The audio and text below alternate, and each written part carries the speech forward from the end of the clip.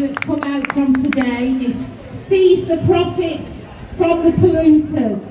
And how can those sponsoring the COP26 talks represent some of the biggest polluters on the planet, the energy company and the oil company? And in addition, the hypocrisy of the rich and the powerful attending COP is really exposed by the outrageous sizes of their entourages and the pollution caused by their travel and security plans.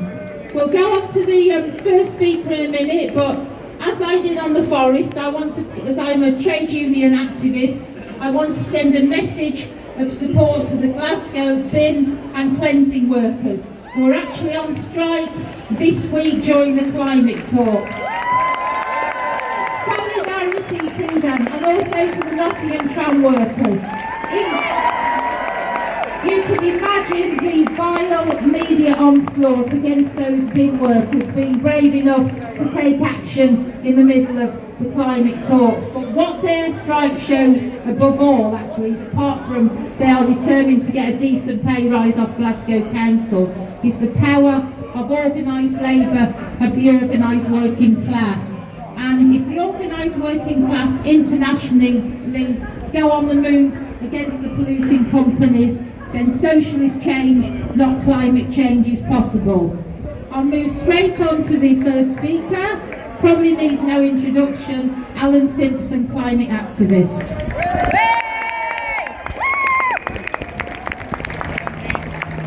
Thanks very much, Jean. Is it working? It's not on. Fantastic. Thanks very much, Jean. And thanks everyone for being part of this fantastic turnout. I have to say, you are both the answer and the inspiration of what has to follow now. There isn't a choice about making change, it's the scale of change and the vision of change that is now the biggest challenge in front of us. So I just want to address the three obstacles that are being put in our way. The first is to say, don't exaggerate. The second, well, we don't know what we need to do. And the third is, well, if we did, we couldn't afford it. So in terms of exaggeration, just let's be clear about the climate emergency that is currently surrounding us. In the time that it's taken us to move from the forest to the square, 6,000 people have been made homeless as a result of the climate crises. This isn't war, this isn't ethnic cleansing, it isn't prejudice, it's because of our common neglect of the consequences of our actions over decades. An earth that tries to live, an economics that tries to live well beyond its means. And those people who have been made homeless in this time of our march have been made homeless by the tsunamis of fire and flood and hurricane, all of which are the consequences of us trying to live beyond planetary boundaries. So there's no question about don't exaggerate. The emergency is here and now, and so must change be. The second is to say we don't know what to do. Well, the answer is we bloody well do. Even if it comes in fragments. Nottingham knows what to do about delivering refurbishments for low carbon homes. Just look at what they've done in Snelson. But we need to do that across the city as a whole. Every city knows that we need to build zero carbon housing and zero energy buildings or energy plus buildings. But instead, we're faced with local authorities like our own that has to give planning approval to crap buildings from developers who ought to be in prison, not in profit.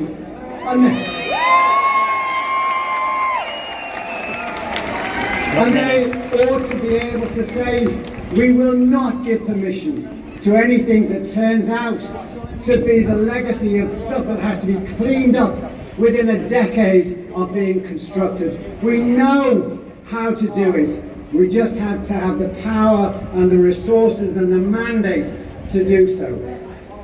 The second part on that is, or the third part, is to say, well, how would we feed each other? Look at what's happening in cities like Montreal, where they're now producing something like 25,000 shopping trolleys a week of food from within the city. And it's happening in Berlin, and it's happening in Milan, and in Paris, and all of this rethink of how we localize and socialize the way in which our economics for survival has to work. All of the answers are out there. All of them are being delivered by people like you and me in the fragments of the lives that they have control over. And all we have to do is to pull those together into the net, the safety net that will save us all. And the final objection is the one that says, well, even if you've got a plan, we couldn't afford it. I just want to remind you of a couple of things. Almost 200 years ago, when slavery was abolished, this government took the decision that it needed to offer compensation, not to those who were slaves, but to the owners of slaves. We paid the equivalent today of £300 billion to slave owners for letting go of their right to enslave people. And we only finished paying those debts off in 2015. We've never once heard a government say, well, we couldn't afford that debt. And when there was the collapse in 2008 in relation to speculative financial markets, we never heard the governments of the day say, we can't afford to bail out the banks and the speculators. They did so. And when COVID poleaxed the economy, and we faced similar issues about big corporations being stuck with stranded assets, we never once heard treasuries say, we can't afford to intervene. Well, now the planet is teetering on the edge of its own survival, our own survival, and the prospect of extinction. And we have to say to our leaders, this is the time for big dreams, and survival itself is what is affordable, desirable, and non-negotiable. So the lifestyle change, I used to stand up here and call for make the case for revolution. Actually, the climate and the planet is declared its own revolution. What we need now are not so much revolutionaries, but visionaries. And that's what you are. The visionaries that can still save us all. There's a wonderful line from a Tracy Chapman song that I think she should have sung at COP26 that says, a love declared for days to come is as good as none. And that's why we're here. That the love that people feel for their partners, for their families, for their children, for their grandchildren, cannot be put off for days to come. And the leaders inside COP need to know that if they won't make the change, we will. We will make the change, we will be the change, and you are the change, and bless every one of you.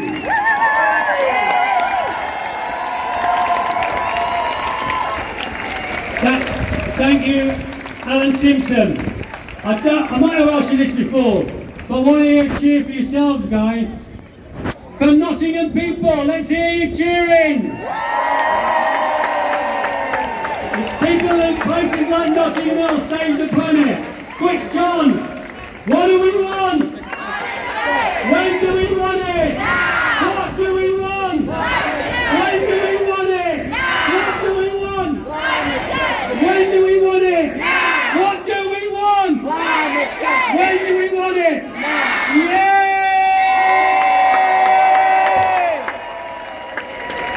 Right. The next speaker is Lillian Greenwood, who's the MP for Nottingham South. We're probably going to have to go to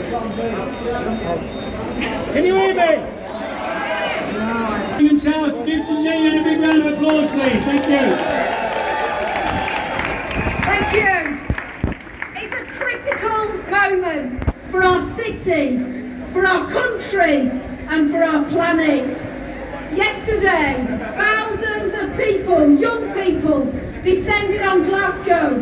World leaders can't have failed to hear their demands for climate action now.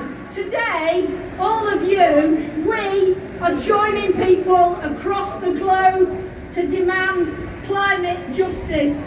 Will we take no for an answer? No! You're right, we won't settle for empty rhetoric. We won't settle for more blah, blah, blah. We don't want promises. We want change.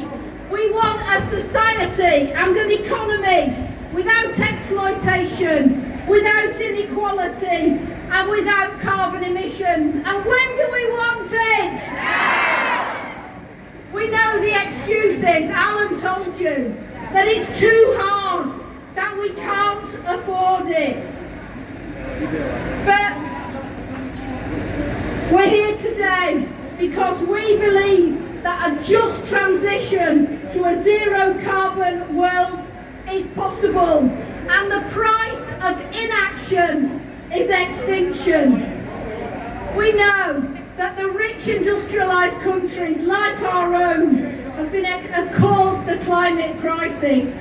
For more than 200 years we've exploited the planet and its people. We can't export responsibility for tackling the problems of today to the world's poorest countries. It would be immoral to ask them to pay the price of cleaning up our mess, not least because they're already bearing the brunt of climate emergency. Floods, droughts and disease, extreme heat and wildfires, toxic air and polluted water.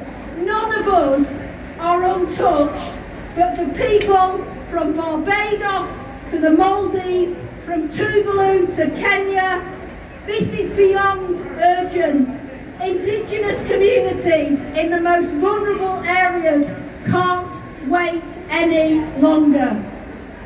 Now at Paris, we set out an ambition to limit global warming to no more than 1.5 degrees. Glasgow must set out a clear plan to keep that alive. We can't afford failure. We can't afford delay.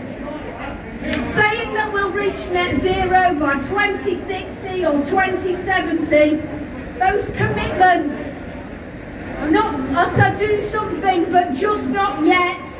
They're just not good enough. Last week, the UN reported that we're on track for a disastrous 2.7 degrees of warming. That would create millions of climate refugees. Communities and natural wonders would be destroyed. To meet 1.5 degrees, we need to start yesterday and cut carbon emissions in half this decade. We've got to invest in adaptation and mitigation to protect people from the damage that's already done. But it doesn't have to be a picture of doom. There's a huge opportunity to create a better future for all of us. Good jobs and decent wages, cleaner air and warmer homes, lifting people out of poverty here and around the world. We can be so much better than those Tory ministers who claim to be representing us at COP26. Yet in the weeks before the summit began, what did they do? They created a trade deal that cut out the climate pledges. They cut taxes on domestic air travel, and they abandoned millions of people around the world by cutting the aid budget. Well, they don't speak for me, and do they speak for you? Look, sometimes it's hard to feel positive about the future, especially when I'm sitting on those benches in Westminster looking at the people opposite. But the young people in Glasgow, the young people here today, every single one of you give me cause for hope. We can stop the climate emergency. We can by joining together and by stepping up, and we must. Are you with me, Nottingham?